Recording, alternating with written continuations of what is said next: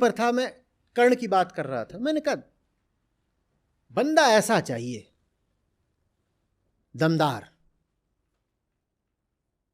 देखो कितना गलत हुआ है उसके साथ। तुम बोलते हो तुम्हारे साथ अन्याय हो गया, उसकी पूरी जिंदगी, उसका क्या दोष था?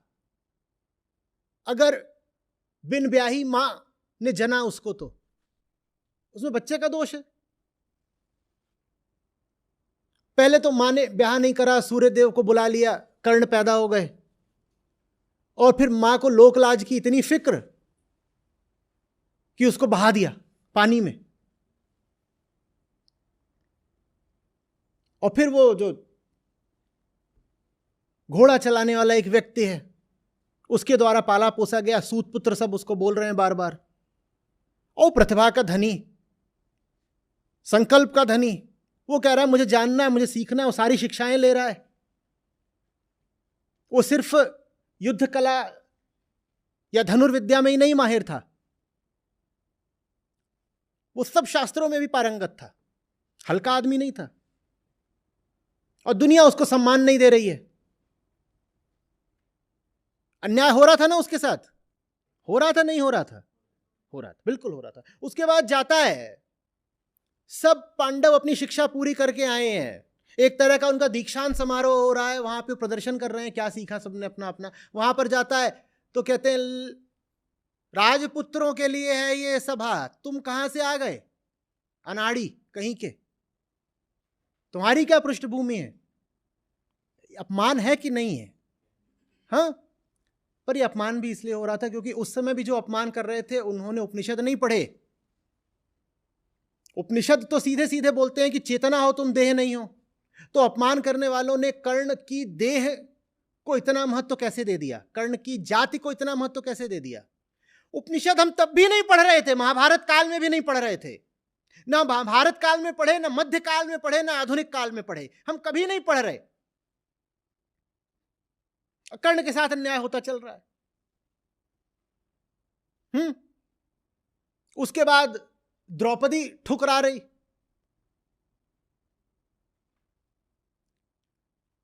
शिक्षा चाहिए, परशुराम बोले हम तो सिर्फ ब्राह्मणों को पढ़ाते हैं साहब, चल रहा है जातिवाद बढ़िया। मरता क्या ना करता, उसने बोल दिया मैं ब्राह्मण ही हूं। गुरु एक दिन बैठे हुए हैं, बोलते सोना है,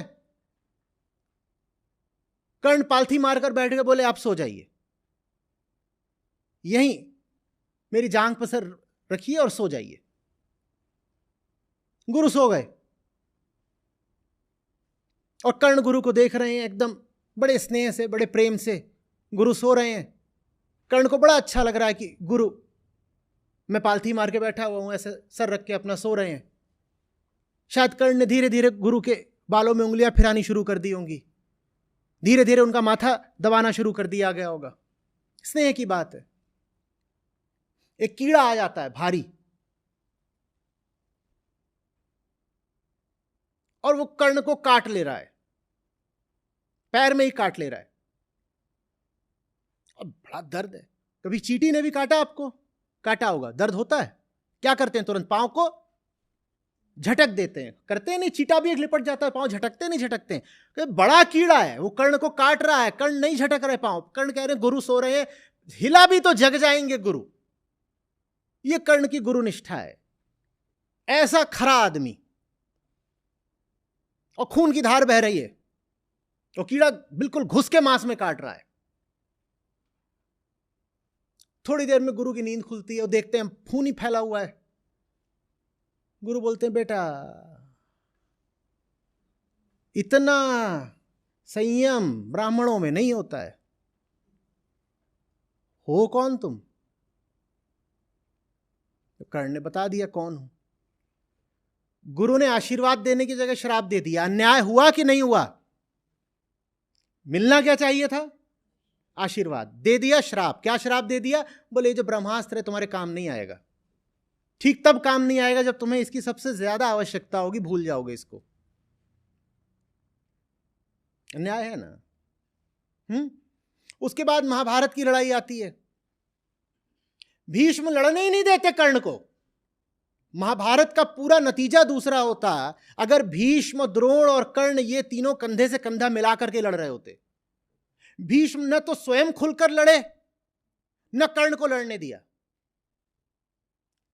आधी से ज्यादा लड़ाई में कर्ण क्या कर रहे हैं? वो बाहर वहां बैठे हुए खेमे में वो देख रहे हैं।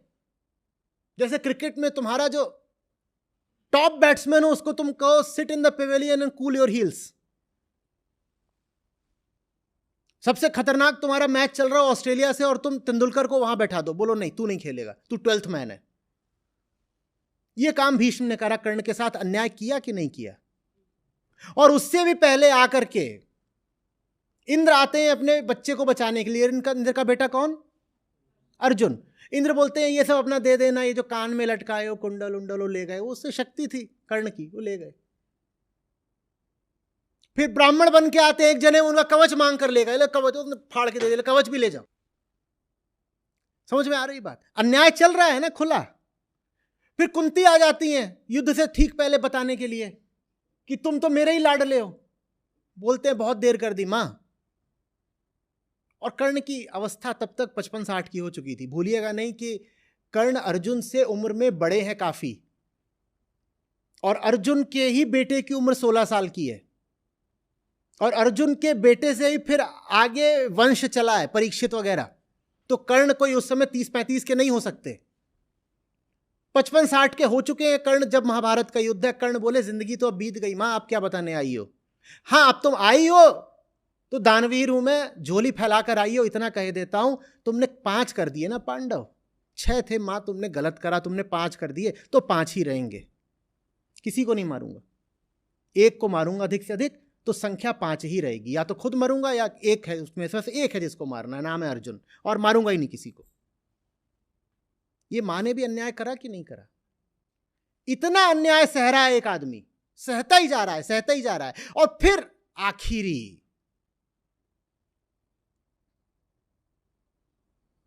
रथ का पहिया जाकर के गिर गया है, फंस गया है। कहां पर? कीचड़ में, गड्ढे में।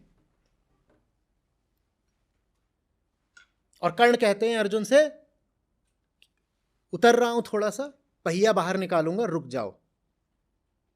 और युद्ध के नियमों के बिल्कुल विपरीत है कि जो रथी रथ से उतरा हुआ हो आप उस पर बाण चलाएं। तो अर्जुन रुक जाते हैं, साधारण सी बात है, रुकना होगा। कृष्ण कहते हैं कि बेटा अर्जुन तुम हो किस फेर में? वो कर्ण है, तुम ऐसे ही उसको मार लो तो मार भी सकते हो, नहीं तो जिंदगी में नहीं मार पाओगे, वो कर्ण है। अर्जुन कहते हैं पर ये तो गलत होगा, अधर्म होगा। कृष्ण कहते हैं तुम्हें खुद बचना है कि नहीं? तुम्हें जान बचानी है, युद्ध जीतना है कि नहीं? अधर्म वगैरह तो ठीक है, पर वो कर्ण है, वो बच गया तो तुम्हें कहीं नहीं छोड़ेगा। थोड़ी देर पहले उसने अभी शक्ति चलाई थी, तुम्हारा सर ले गई होती शक्ति। वो तो मैंने रथ को नीचे कर दिया तो शक्ति बस तुम्हारा मुकुट लेकर के गई, नहीं तो गर्दन पे लगती आकर के। ऐसा है कर्ण। और भूलो नहीं कौन है कर्ण। एक और वो शक्ति लेकर के बैठा था, वो मैंने घटोत्कच पर चलवा दी तो बच गए तुम, नहीं तो उसने तुम्हारे लिए ही आरक्षित कर रखी थी कि तुम ही को मारेगा। ऐसा है कर्ण। तुम्हें क्या लग रहा है कि सामने की लड़ाई में तुम कर्ण को हरा लोगे? अभी मार दो। यह न्याय हुआ कि नहीं हुआ? और छूटता है अर्जुन का बाण और कर्ण की छाती, और कर्ण अब लहूलुहान पड़े हुए हैं, रात हो गई है। और ये वो आदमी है जिसने जीवन भर अन्याय अत्याचार के अलावा कुछ नहीं पाया है, कुछ नहीं। छाती में बाण लगा है, लेकिन छाती विराट है।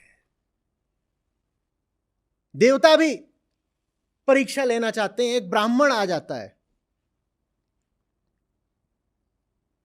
रात के समय युद्ध रुक जाता था, तो वो वहां भटकता हुआ आ जाता है, कहता है कहीं कुछ मिलेगा, कहीं कुछ मिलेगा। ब्राह्मण नहीं है,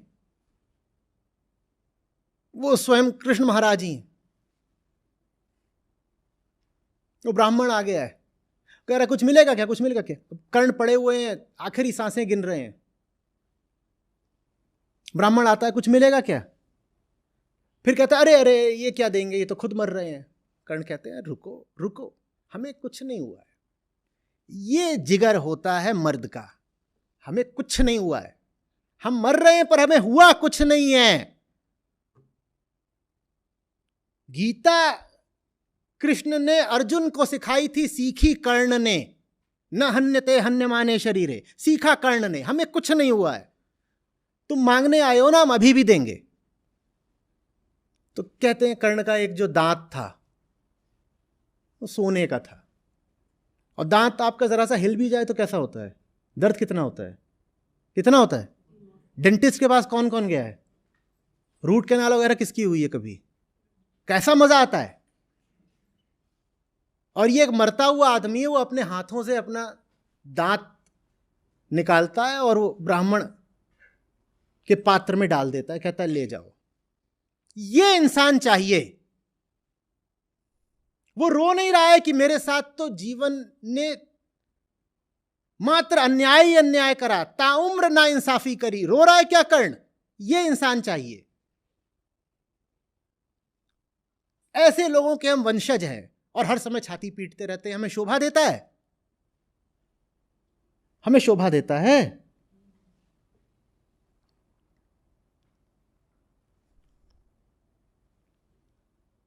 कितना एक सुंदर सा फ्रेज है, वुंडेड बट नॉट हर्ट। कैसी भी चोट लग गई हो जिंदगी में, शरीर पर, मन पर, कहीं लग गई हो, क्या बोलना है? Wounded not hurt. वेदों ने, वेदांत ने हमें सिखाया है कि हम अमृत की औलाद है। कौन हमें हर्ट कर सकता है? कौन हर्ट करेगा? कैसे आप इतनी जल्दी आहत हो जाते हो और रोना शुरू कर देते हो? बोलो।